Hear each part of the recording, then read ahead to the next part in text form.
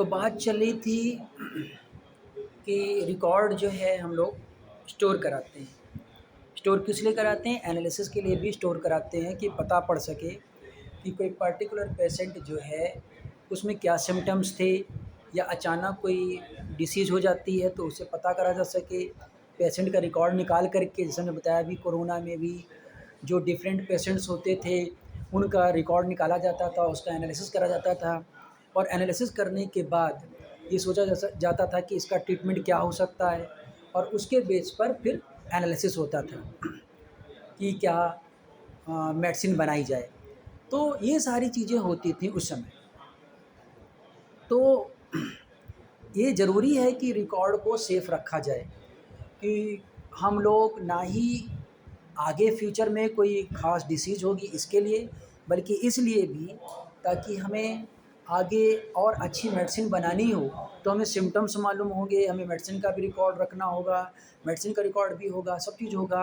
तो हम लोग ये नए सिम्पटम्स प्रोड्यूस होते हैं तो हम लोग मेडिसिन का रिकॉर्ड रखेंगे और पेशेंट का भी रिकॉर्ड रखेंगे, तो हम लोग उससे पता कर ले जाएंगे कि क्या प्रॉब्लम है, क्या प्रॉब्लम नहीं है, और उसी के बेस पर नया एनालिसिस कर सकते हैं।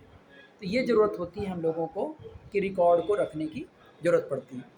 तो रिकॉर्ड करने में बताया आपको कि कंप्यूटर में एक लैंग्वेज होती है, डेटाबेस लैंग्वेज, जो कि हम लोग में जावा, पाइथन, सी प्लस प्लस ये रिकॉर्ड रखने का काम नहीं करती। आप प्रोग्राम बना सकते हो, प्रोग्राम में ये काम कर देंगे, रिज़ल्ट दिखा देंगे, लेकिन अगर इनसे कहो कि डेटा स्टोर कर लो इन लैंग्वेज से, तो ये लैंग्वेज डेटा को स्टोर नहीं करती, बल्कि ये सिर्फ काम कर देंगे, वर्क कर देंगे। आपका 2+2 कितना होता है, पाइथन बता देगी 2+2 4 होता है, जावा बता देगी, सी प्लस प्लस बता देगी लैंग्वेज। लेकिन अगर आप ये जानना चाहते हो कि हमने स्टोर करा दिया और अगले दिन पूछें सी प्लस प्लस से या पाइथन से या जावा से कि भई हमने कल क्या दिया था और क्या रिज़ल्ट आया था, तो ये चीज़ें वो स्टोर नहीं कर पाएगा।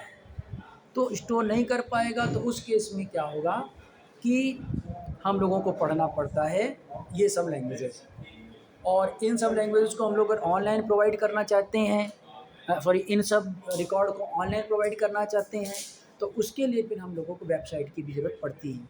और वेबसाइट बनाने के लिए हम लोगों को और लैंग्वेजेस की पढ़ने की ज़रूरत पड़ती है, जैसे कि जेंगो हो गया आपका, स्प्रिंग बूट हो गया, एचटीएमएल तो पढ़ना ही पड़ेगा, जावास्क्रिप्ट हो गया, सीएसएस हो गया, ये लैंग्वेज और भी पढ़नी पड़ती हैं। तभी जा कर के जो होता है कोई भी वेबसाइट बनती है, और वेबसाइट में आप अपलोड कर सकते हो कि ये पेशेंट था और इसका ये रिकॉर्ड था। इससे फ़ायदा क्या होगा?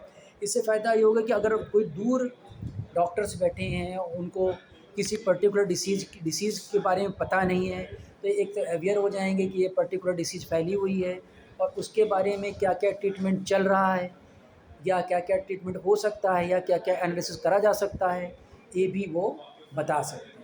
तो ये सारी चीज़ें भी होती हैं इसमें। तो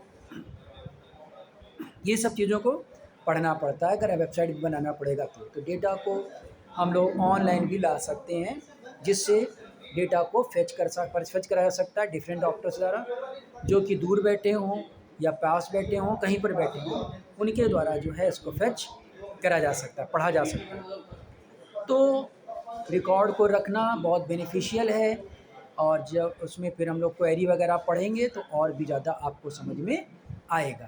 तो ये सब चीज़ें हम लोग देखेंगे आगे।